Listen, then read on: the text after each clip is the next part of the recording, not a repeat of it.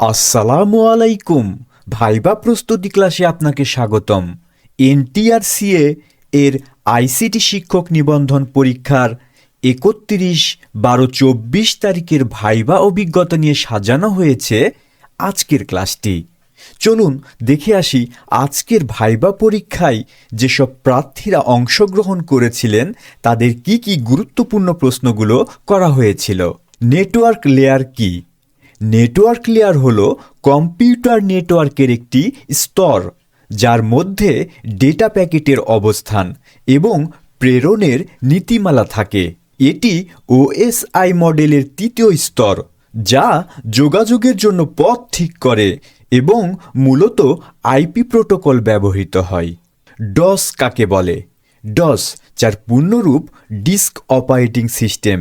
এটি একটি operating system যা ডিস্কের ব্যবহার করে কম্পিউটারের মৌলিক কার্যক্রম পরিচালনা করতে সক্ষম। এটি হার্ড ড্রাইভ বা ফ্লপি ড্রাইভ আটকানোর পর কমান্ডের মাধ্যমে কাজ করে। সি এবং C++ এর ইনপুট আউটপুট ফাংশন কি? সি এর ইনপুট আউটপুট ফাংশন হল ইনপুট স্ক্যানএফ এবং আউটপুট প্রিন্টএফ। C++ এর ইনপুট ও আউটপুট ফাংশন হল সিআইএন এবং আউটপুট ফাংশন COUT।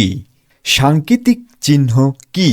সাংকেতিক চিহ্ন হল চিত্র অথবা সংকেত যা একটি কনসেপ্ট বা আইডিয়া বোঝাতে ব্যবহৃত হয়, যেমন রাস্তার চিহ্ন, বিভিন্ন সিগন্যাল, যোগ বিয়োগ গুণভাগ ইত্যাদি। কম্পিউটার মেমরি কত প্রকার ও কি কি? কম্পিউটার মেমরি প্রধানত দুই প্রকার। প্রাইমারি মেমরি যেমন র্যাম রোম, সেকেন্ডারি মেমরি যেমন hard drive SSD pen drive. HTO কিভাবে HTML এ লেখা যায়?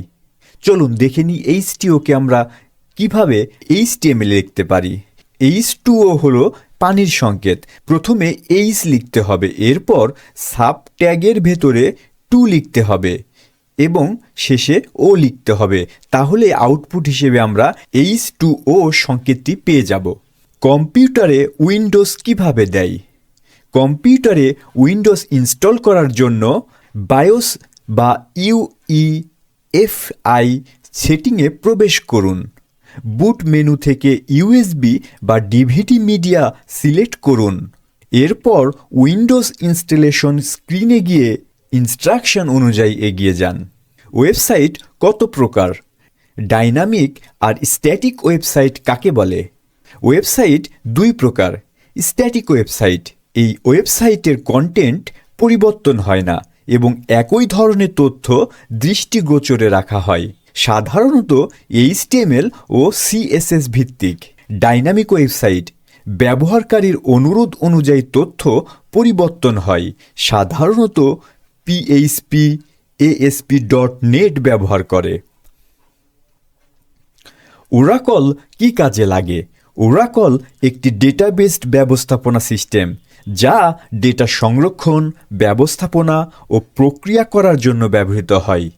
এটি বৃহত্তর আকারে তথ্য পরিচালনার জন্য আদর্শ। সংখ্যা পদ্ধতি কি?